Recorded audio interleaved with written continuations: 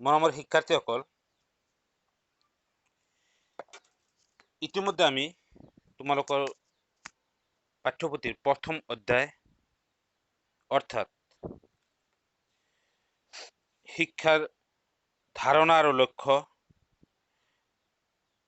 আৰু দ্বিতীয় অধ্যায় অৰ্থাৎ মানৱৰ বিকাশৰ স্তৰ, এই দুটা টপিক আমাৰ ইতিমধ্যে সম্পূৰ্ণ হ'ল।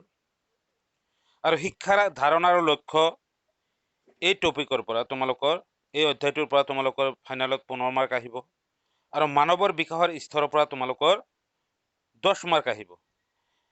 আজি আমি আলোচনা কৰিম সম্পূৰ্ণ নতুন এটা অধ্যায় অৰ্থাৎ তৃতীয় অধ্যায় তোমালোকৰ পাঠ্যপুথিৰ। সেই অধ্যায়টোৰ শিৰোনাম হ'ল বিদ্যালয় আৰু ইয়াৰ সংগঠন, school and its organisation. Unit 3 যিটো আমাৰ টপিক আমি আলোচনা কৰিম, এই অধ্যায় আমি আলোচনা কৰিম, সেই অধ্যায়টো হ'ল স্কুল এণ্ড ইটছ অৰ্গেনাইজেশ্যন, বিদ্যালয় আৰু ইয়াৰ সংগঠন। তো এই অধ্যায়টো আমি আলোচনা কৰাৰ আগতে যিহেতুকে কাউন্সিলে আমাৰ নতুনকৈ চিলেবাছ দিছে আৰু এই চিলেবাছ সম্পৰ্কে ইয়াৰ আগৰ ক্লাছত গোটেই চিলেবাছটো ৰিভাইজ চিলেবাছটো তোমালোকৰ লগত আলোচনা কৰিছোঁ। তথাপিও তোমালোকৰ সুবিধাৰ্থে আজি এই তৃতীয় অধ্যায়ৰ কাৰণে কোনখিনি বিষয় আমি পঢ়িব লাগিব, কি বিষয় পঢ়িব লাগিব, কিমান মাৰ্ক আহিব ফাইনেল পৰীক্ষাত, সেই বিষয়ে আজি আকৌ এই তৃতীয় অধ্যায়টোৰ কাৰণে স্পেচিয়েলি আমি আলোচনা কৰিম আৰু সেইমতে তোমালোকে অনুসৰণ কৰি পঢ়িবা বুলি মোৰ আশা থাকিল। অনুসৰণ কৰি পঢ়িবা বুলি আশা থাকিল, কাৰণ আমি যদি কাউন্সিলৰ চিলেবাছ মতে আমি পঢ়োঁ, যথেষ্টখিনি কষ্ট আমাৰ লাঘৱ হ'ব। সেয়ে আহাচোন আমাৰ তৃতীয় অধ্যায়তে আচলতে কোনখিনি কথা আমি গুৰুত্ব সহকাৰে পঢ়িব লাগিব আৰু এইবাৰৰ কাৰণে কোনখিনি বিষয়বস্তু বা টপিক আমাৰ কাৰণে লাগতিয়াল নহয়, অৰ্থাৎ বাদ দিব লাগিব। প্ৰথমতে আমি জানি লওঁ ইউনিট 3ৰ পৰা আমাৰ টোটেল মাৰ্ক আহিব কিমান? 20 মাৰ্ক আহিব, ফাইনেলত 20 মাৰ্ক আহিব। গতিকে এই অধ্যায়টো এটা ডাঙৰ অধ্যায় আমাৰ পাঠ্যপুথিৰ, আৰু যিহেতুকে 20 মাৰ্ক আহিব, এই অধ্যায়টো আমি গুৰুত্ব সহকাৰে পঢ়া উচিত, কাৰণ 20 মাৰ্ক প্ৰায় 20% আমাৰ কেৰি কৰিব খালি আমাৰ 3 নম্বৰ অধ্যায়ৰ পৰা, অৰ্থাৎ ইউনিট 3ৰ পৰা। আৰু ইয়াৰ আগতেও কৈছোঁ, এই ইউনিট 3ৰ শিৰোনাম হ'ল স্কুল এণ্ড ইটছ অৰ্গেনাইজেশ্যন। তো যিয়ে নহওক বাৰু, এই স্কুল এণ্ড ইটছ অৰ্গেনাইজেশ্যন, বিদ্যালয় আৰু ইয়াৰ সংগঠনৰ কণ্টেণ্ট, কোৰ্চ কণ্টেণ্ট কোনখিনি আমি পঢ়িম, তাৰ বিষয়ে আমি ডিটেইলছ আমি আজি আলোচনা কৰিম। প্ৰথমতে আহা, আমাক কৈছে ফিজিকেল ৰিচোৰ্চ, অৰ্থাৎ বৈহিক সম্পদৰ বিষয়ে আমি পঢ়িব লাগিব। স্কুলৰ বৈহিক সম্পদৰ বিষয়ে আমি পঢ়িব লাগিব, আৰু এইখিনি ভিতৰত বহুকেইটা বৈহিক সম্পদ আমাৰ আছে, যেনে মাটি আছে, ক্লাছৰুম আছে, লাইব্ৰেৰী আছে, বহুকেইটা আছে। কিন্তু তাৰ ভিতৰত আমি খালি পঢ়িব লাগিব স্কুল বিল্ডিং, বিদ্যালয় গৃহ এণ্ড ইকুইপমেণ্টছ, আৰু বিদ্যালয় গৃহ আৰু ইয়াৰ সঁজুলিসমূহ, আচবাব সঁজুলিসমূহ আমি পঢ়িব লাগিব। গতিকে এইখিনিৰ কাৰণে তোমালোকে 56 নম্বৰ পেজৰ পৰা তোমাৰ 61 পেজলৈকে তুমি পঢ়িব লাগিব। তাৰপিছত তুমি পঢ়িব লাগিব বা জানিব লাগিব আমি লাইব্ৰেৰী, অৰ্থাৎ পুথিভঁৰাল। পুথিভঁৰালৰ বিষয়ে তোমালোকৰ পাঠ্যপুথিত 59 নম্বৰ পেজত আছে। গতিকে যিটো আমাৰ প্ৰথম টপিক, আমাৰ তৃতীয় অধ্যায়ৰ ইউনিট 3ৰ যিটো প্ৰথম টপিক, সেই প্ৰথম টপিকটো হ'ল যে কি ফিজিকেল ৰিচোৰ্চেছ, বিদ্যালয়ৰ বৈহিক সঁজুলি। আৰু এই বৈহিক সঁজুলিৰ আমি বিদ্যালয় গৃহ আৰু ইয়াৰ আচবাব বা সঁজুলিসমূহ আৰু পুথিভঁৰাল বা লাইব্ৰেৰীসমূহৰ বিষয়ে পঢ়িব লাগিব।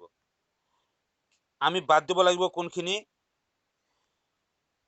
Roll of technology in education, প্ৰযুক্তিবিদ্যাৰ ভূমিকা, শিক্ষাত প্ৰযুক্তিবিদ্যাৰ ভূমিকা। সেই প্ৰযুক্তিবিদ্যা কোনকেইটা? কম্পিউটাৰৰ ভূমিকা কি, ইণ্টাৰনেটৰ ভূমিকা কি, ইমেইলৰ ভূমিকা কি, টেলিকনফাৰেন্সিঙৰ ভূমিকা কি, মানে দুৰালাপ সন্মিলন আৰু ৱেবছাইটৰ ভূমিকা কি, এই গোটেই বিষয়বস্তুখিনি এইবাৰ আমাৰ পৰীক্ষাত নাহে। সংশোধিত চিলেবাছ মতে এইবাৰ আমাৰ পৰীক্ষাত নাহে, অৰ্থাৎ 61 নম্বৰ পেজৰ পৰা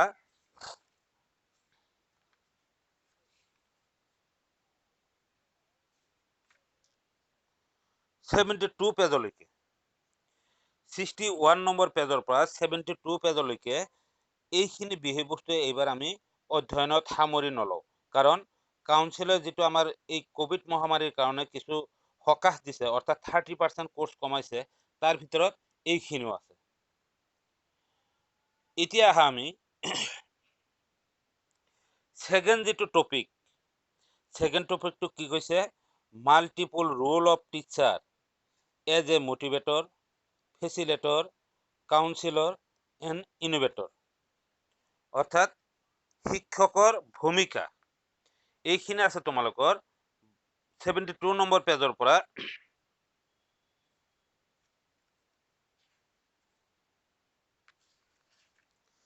72 নম্বৰ পেজৰ পৰা 79 নম্বৰ পেজলৈকে, 72 নম্বৰ পেজৰ পৰা 79 নম্বৰ পেজলৈকে এইখিনিৰ ভিতৰত আছে শিক্ষকৰ ভূমিকা সম্পৰ্কে। কি কি ভূমিকা আমি আলোচনা কৰিব লাগিব, মোটিভেটৰ অভিপ্ৰেৰক হিচাপে শিক্ষকৰ কি ভূমিকা হ'ব, ফেচিলেটৰ অৰ্থাৎ সুচলকাৰী হিচাপে শিক্ষকৰ কি ভূমিকা হ'ব, কাউন্সিলৰ তোমালোকৰ পৰামৰ্শদাতা হিচাপে শিক্ষকৰ ভূমিকা কি হ'ব, আৰু ইনোভেটৰ অৰ্থাৎ সংস্কাৰক হিচাপে, নতুন সংস্কাৰক হিচাপে শিক্ষকৰ ভূমিকা কি হ'ব, এই সম্বন্ধে আমি পঢ়িব লাগিব। তাৰপিছত পঢ়িব লাগিব teacher role in this school and society, শিক্ষকৰ ভূমিকা ক'ত, বিদ্যালয়ত আৰু সমাজত শিক্ষকৰ ভূমিকা কি, এই সম্বন্ধে আমি পঢ়িব লাগিব। মনোযোগেৰে পঢ়িলে হ'ল। অৰ্থাৎ আমি দেখা পাই আছো যে যিটো দ্বিতীয় টপিক, এই দ্বিতীয় টপিকৰ গোটেইখিনি আমি আমাৰ কাৰণে যথেষ্টখিনি গুৰুত্বপূৰ্ণ। তাৰপিছত পঢ়িব লাগিব ষ্টুডেণ্ট, মানে তোমালোক ছাত্ৰ ছাত্ৰী, এই ছাত্ৰ ছাত্ৰীৰ ভূমিকা বিদ্যালয় আৰু সমাজত কি, এই সম্বন্ধে আমি পঢ়িব লাগিব, স্কুল এণ্ড ছ'চাইটি। অৰ্থাৎ 80 নম্বৰ পেজটো ভালকে পঢ়িলেই হ'ব। নেক্সট আহা আমাৰ হ'ল এইটো দ্বিতীয় টপিক। তৃতীয় টপিকটো আছিল আমাৰ guiding agency NCERT, UGC, SCERT and DIET, অৰ্থাৎ পৰামৰ্শদায়ী সংস্থাসমূহ। আমাৰ এই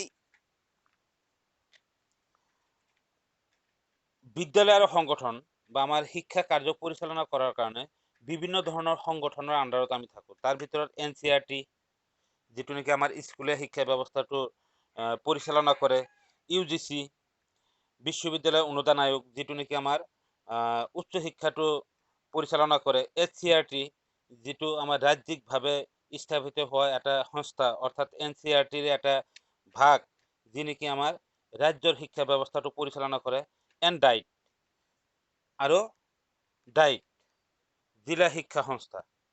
তো এইকেইটাৰ বিষয়ে আমাৰ এইবাৰ পঢ়িব নালাগে। সংশোধিত শিক্ষা ব্যৱস্থাত NCERT, UGC, SCERT আৰু ডাইট অৰ্থাৎ জিলা শৈক্ষিক প্ৰশিক্ষণ প্ৰতিষ্ঠান, এইকেইটা আমাৰ চিলেবাছৰ পৰা কমাই দিছে, যিহেতু কোভিডৰ কাৰণে। অৰ্থাৎ তোমালোকৰ পাঠ্যপুথিত থকা পেজ নম্বৰ 91ৰ পৰা শেষলৈকে, 91ৰ পৰা অৰ্থাৎ 100 নম্বৰ পেজলৈকে এইখিনি আমি এইবাৰ পঢ়িব নালাগে, কিন্তু জানি থ'ব পাৰিলে ভাল। নেক্সট আহা আমাৰ কাৰিকুলাম, পাঠ্যক্ৰম সম্বন্ধে আমি পঢ়িব লাগিব। তাৰ ভিতৰত আমি পঢ়িব লাগিব পাঠ্যক্ৰম কাক কয়, অৰ্থাৎ এইখিনি আছে তোমালোকৰ 81 নম্বৰ পেজত, আৰু ইয়াৰ প্ৰয়োজনীয়তাসমূহ কি, পাঠ্যক্ৰম আৰু ইয়াৰ প্ৰয়োজনীয়তাসমূহ কি, লগতে প্ৰিন্সিপাল অফ কাৰিকুলাম কনষ্ট্ৰাকশ্যন অৰ্থাৎ পাঠ্যক্ৰম ৰচনাৰ নীতিসমূহ, এইখিনি গোটেইখিনি তোমাৰ 81 নম্বৰ পেজৰ পৰা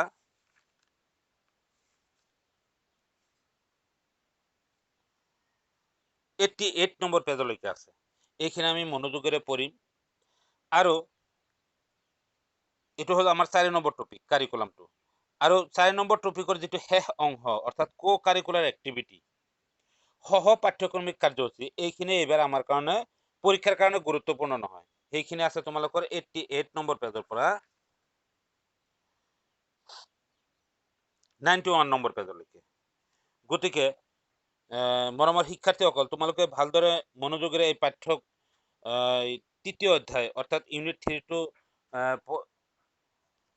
সিলেবাস মতে পঢ়া শুনা কৰিবা আৰু এই সিলেবাস যথেষ্টখিনি আমাক কমাই দিছে। প্ৰথম কমাই দিছে তোমাৰ ইউনিট 1 টপিক 1ৰ পৰা আমাৰ প্ৰযুক্তিবিদ্যাৰ ভূমিকাটো কমাই দিছে। টপিক 2ৰ পৰা আমাৰ বহুখিনি কমাই দিছে, যেনে যে কৰ্মচাৰীৰ বিষয়ে আমাক কমাই দিছে। টপিক 3ৰ পৰা কমপ্লিট আমাক কমাই দিছে, সেইখিনি হ'ল গাইডিং এজেঞ্চি, পৰামৰ্শদায়ী অভিকৰণসমূহ। আৰু টপিক 4 পৰা শেষৰ যিটো আমাৰ টপিক আছে কো কাৰিকুলাৰ এক্টিভিটি, সেই কো কাৰিকুলাৰ এক্টিভিটিটো এইবাৰ আমাৰ কাৰণে জৰুৰী নহয়। গতিকে আশা ৰাখিছোঁ তোমালোকে বুজি পাইছা। আমি নেক্সট ক্লাছত আমি সিলেবাস মতে আমি আলোচনা আৰম্ভ কৰিম। ধন্যবাদ।